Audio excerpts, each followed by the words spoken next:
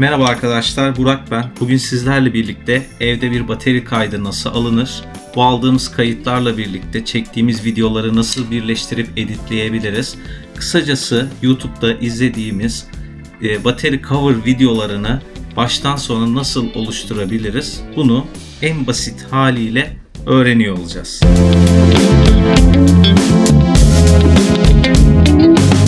İhtiyaç duyduğumuz ekipmanlar neler bu kaydı yapabilmemiz için? Bir onlara bakalım. Burada olmazsa olmazımız tabii ki de bir elektro bateri. Burada benim kullandığım model Valler XT480 modeli.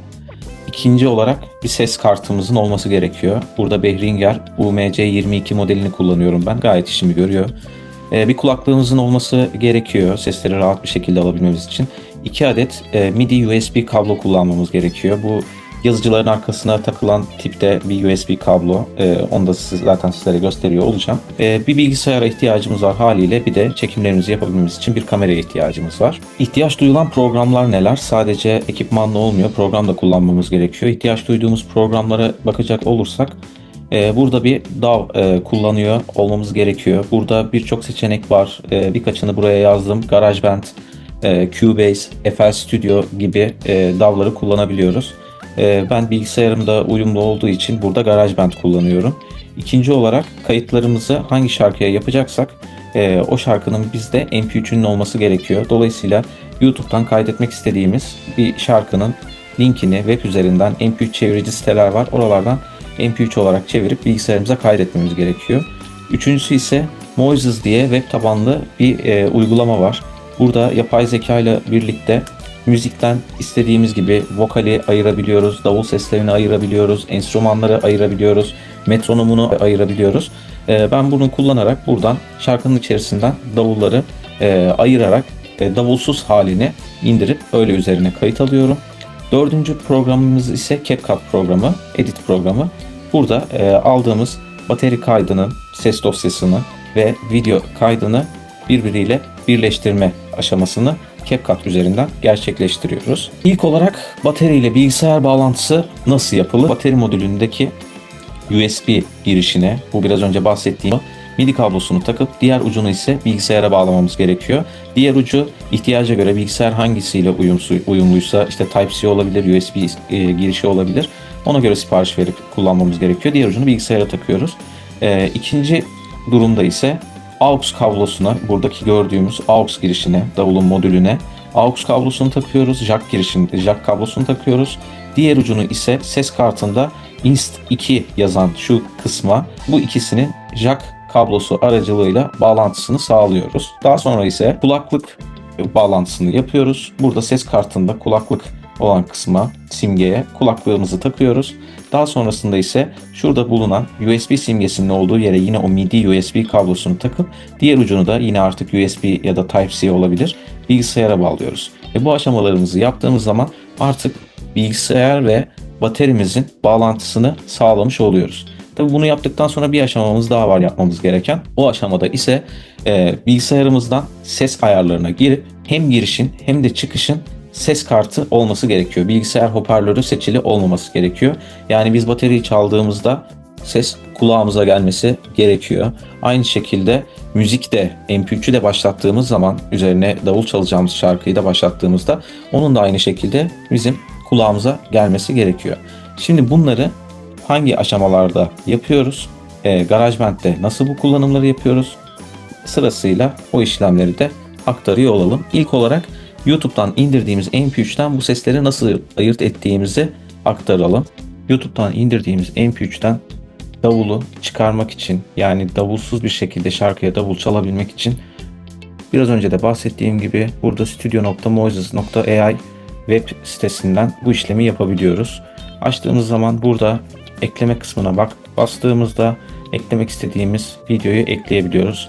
Normalde bu işlemi ben farklı bir şarkıda yapacaktım fakat telif uyarısı geldiği için daha öncesinde kendimin coverladığı bir şarkı üzerinden yapmak zorunda kaldım arkadaşlar. Ezel dizi müziğini buradan tıklıyorum. Daha önce videosunu çektiğimi tekrardan sizler için çekmeye çalışacağım.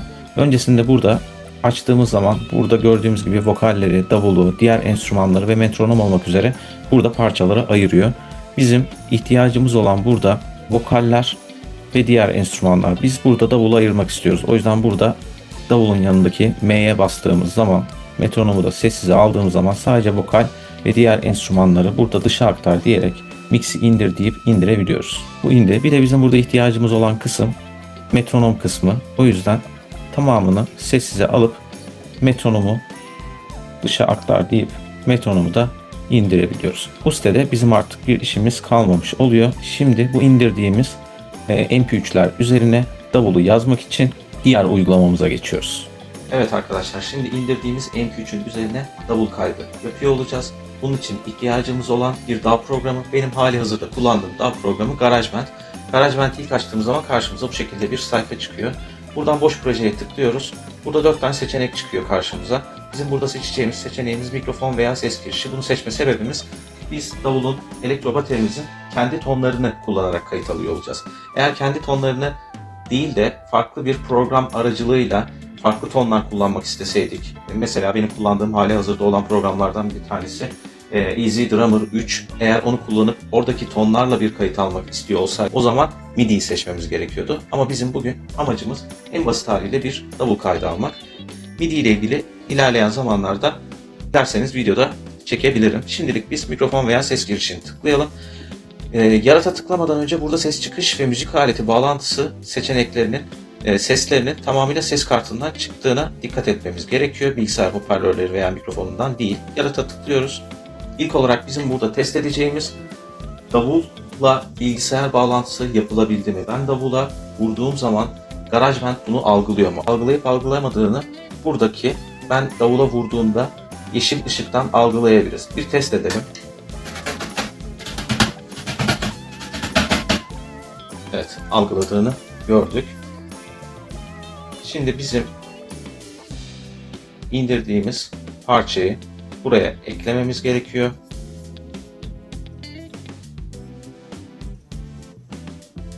Buraya aşağı ikinci kanala bunu ekliyoruz. Birinci kanalda biz kayıt işlemini yapacağımız için şu an bunu buraya almış olduk. Metronomumuzu da attık buraya. Şimdi davulla bilgisayar bağlantısını yaptığımıza göre artık kaydımızı alabiliriz. Burada hali hazırda bir metronom attığımız için buradan metronom normalde böyle açık, bunu kapatıyoruz. Karışıklık olmasın, üst üste binmesin diye. Şimdi kaydımızı alırken aynı anda video kaydını da almamız gerekiyor. Oysa herkes öldürür sevdiğini. Kulak verin bu dediklerime. Kimi bir bakışıyla yapar bunu. Kimi dal kavukça sözlerle. Korkaklar öpücük ile öldürür. Yürekliler kılıçla ölürler. Kimi gençken öldürür sevdiğini. Kimi yaşlıyken. Şehvetli ellerle boğar kimi. Kimi altından ellerle. Merhametli dişi bıçak kullanır. Çünkü bıçakla ölen çabuk solur. Kimi yeterince sevmez. Kimi fazla sever. Kimi satar. Kimi de satın alır. Kimi gözyaşı döker öldürürken. Kimi kılık pırdamadan. Çünkü herkes öldürür sevdiğini. Ama herkes öldürdü diye ölmez.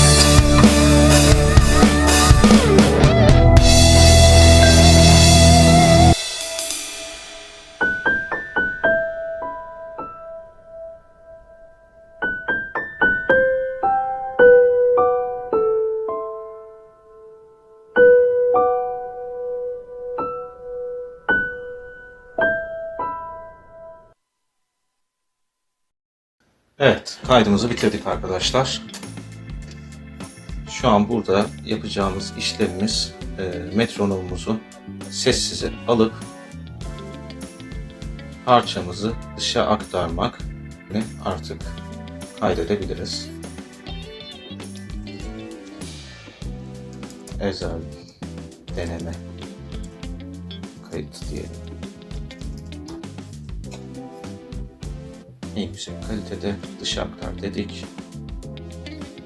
Şu anda bizim GarageBand'le işimiz bitti. Şimdi isterseniz videoyu editleme kısmına geçelim. Şimdi de kaydettiğimiz müzikle çektiğimiz videoyu birleştirmek için kullanacağımız programdayız. CapCut programındayız. CapCut'ı ilk açtığımız zaman böyle bir arayüz geliyor. Benim halihazırda daha önce yapmış olduğum cover videolarım kütüphanede bu şekilde görünüyor. Proje oluştur diyoruz. Bu sayfa açılıyor. Burada içe aktar dediğimiz zaman GarageBand'de bizim kaydettiğimiz videoyu alıyoruz. Daha sonrasında indirilenler kısmından çekmiş olduğumuz videoyu ekliyoruz. Daha sonrasında buraya videomuzu atıyoruz. Sonrasında kaydetmiş olduğumuz sesi atıyoruz. Bu kısım önemli arkadaşlar. Bu kısımda kaydettiğimiz videoyla sesi eşleyebilmemiz için ses dalgalarının aslında birbiriyle şu ses dalgalarının eşit olması gerekiyor. Bunun için biraz şu kısmı büyütmemiz gerekiyor. Şu alanda tam olarak başladığını görebiliyoruz. İsterseniz bir önce bir test edelim. Bu arada test etmeden önce de videoları karışmasın diye sesler her zaman buradaki videomuzdaki şu sesi kapatıyoruz. Oysa herkes öldürürse dini, kulak verin bu dediklerime. Kimi bir bakışıyla yapar, kimi dal kavukça sözlerle. Korkaklar ülkeler vardı. Gördüğümüz gibi şu anda eşit değil, hatta bayağı bir eşit değil arkadaşlar. Burada bizim asıl yani şu ses dalgalarından çok belli nerede başladığı. Bu yüzden şunu şöyle kısıyoruz. Tam olarak şuralarda bir yerde başlıyor gibi. Şöyle bir alalım başa. Oysa herkes öldürürse dini, kulak verin bu dediklerime. Kimi bir bakışıyla yapar, kimi dal kavukça sözlerle. Korkaklar ülkeler vardı. Hala eşit değil. Videoyu biraz daha kırpmamız gerekecek. Şu alanları biraz daha büyüterek ses dalgalarını eşitlememiz gerekiyor. Aslına baktığımız zaman davul şurada ve şurada başlıyor. Dolayısıyla oraya kadar biraz kısmamız gerekecek. Biraz fazla aldık sanırım. Şöyle çok az. Biraz bir tık daha. Biraz buralarda ince ayar yapmamız lazım. Olduğu gibi bir deneyelim. Oysa herkes öldürürse dini, kulak verin bu dediklerime. Kimi bir bakışıyla yapar, kimi dal kavukça sözlerle. Korkaklar ülkeler vardı. Bu sefer de fazla kısmışız. Şöyle bir tık daha açarsak. Deneyelim. Şuradan ama. Korkaklar ülkeler vardı. Yürekliler için. Oldu arkadaşlar.